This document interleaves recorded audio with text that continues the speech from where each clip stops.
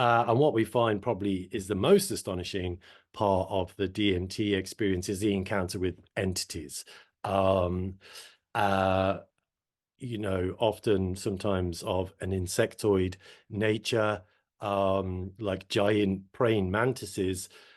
These seem to pop up with alarming frequency. They're not actually that common, but I have encountered dozens, probably more, people who have a very specific entity encounter type, often nearly always naively to other people's experiences of a similar nature.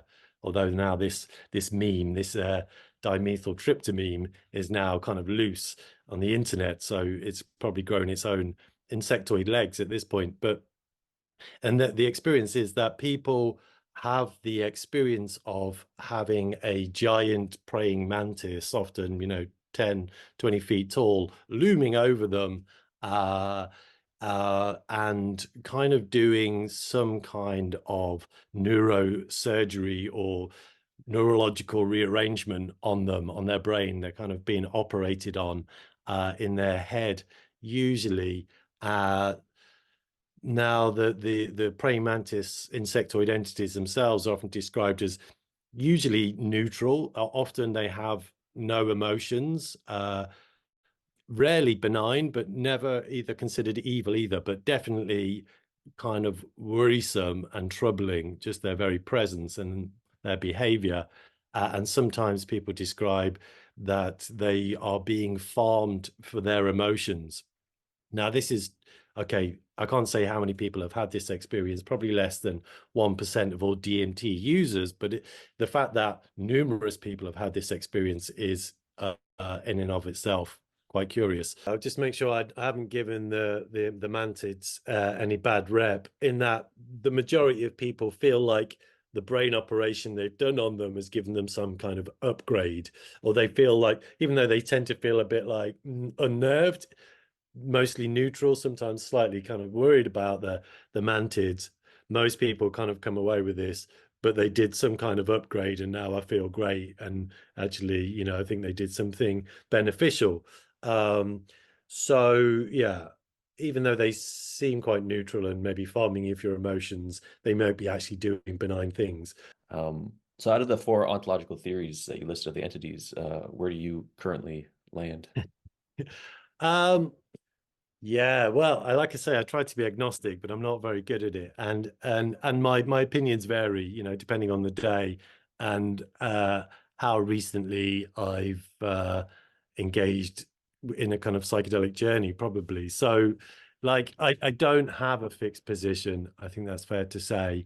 And I think it's like different hats for different days. Uh, I think it's worthwhile, exploring the neurobiological reductionist explanations, which are kind of great. I've had debates with Robin over this, some publicly.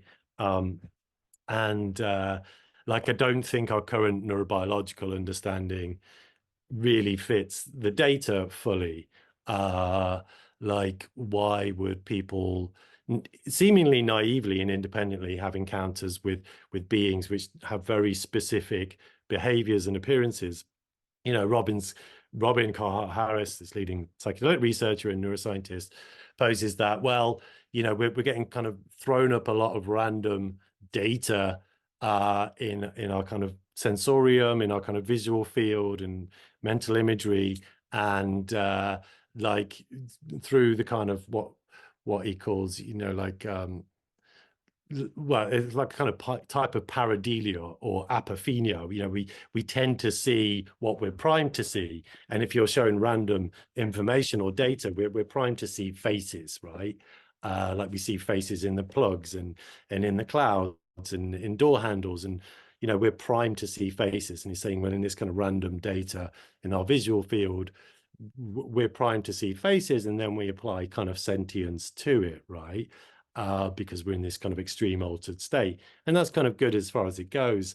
But it falls down on a few points. One is that, like, I've done some research with people who have what's called aphantasia.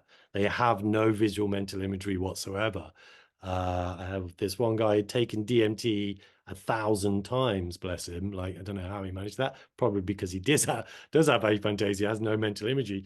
And so he never sees anything. Okay. And now aphantasia is this condition. He only got given a name of 10 years ago, right? Now I've done some research on it, and they've established that it seems to be genuine. Like, they do behavioral tasks on people, and they literally do not respond to stimuli in the same way people who can have mental imagery do, right? So that we know it's genuine, that they really have no visual mental imagery whatsoever. It's not like they can't access it, they just don't have it. And yet this guy still got entity encounters, as did another person with aphantasia who took DMT we did research with. So like, he was able to describe their characteristics, their, you know, the nature of their being and appearance without ever seeing them. It's just like he had a sense of an encounter with an experience, with an entity, without actually seeing anything. So that calls into question the fact that we're just driven by visual noise, right? And in kind of picking out these things from, like, in an apathenic way.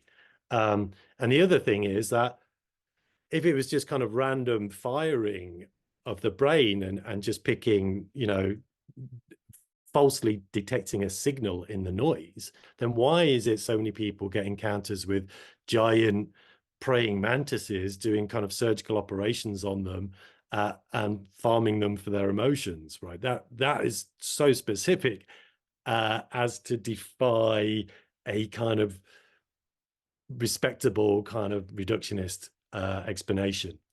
The mimetic stuff is harder to get past. You know, the idea that our experiences are always primed by our life experiences.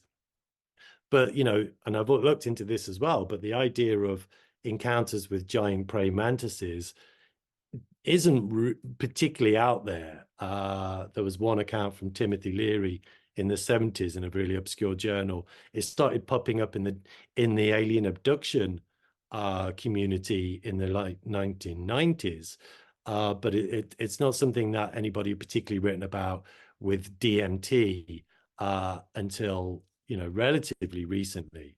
And yet I've met people who didn't know anything about DMT, and on their first DMT or ayahuasca experience, they had these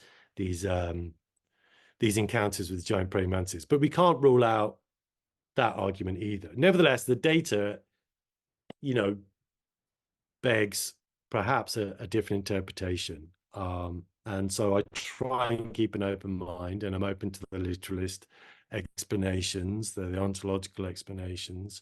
I've had my own experiences which felt completely real at the time. And, you know, I think there's also a danger of a kind of intellectual hubris from the kind of the global north or the west or the Euro-American intellectual position of, you know, like nullifying these things as pure superstition and backwards superstitious religious thinking. But, you know, indigenous people the world over who have worked with psychedelics for thousands of years in many cases, you know, believe these things to be real. And here we are, these kind of fantastically advanced Westerners. We've only known about psychedelics really for about 100 years, and there is a danger of a kind of intellectual hubris to just dismiss these encounters as mere neurobiology out of hand. So, but I think it deserves more exploration, and I'm not willing to put money on any one position. I'm sorry to be so slippery. That's cool. I think the having the capacity for ontological diversity is probably helps with navigating this phenomenon.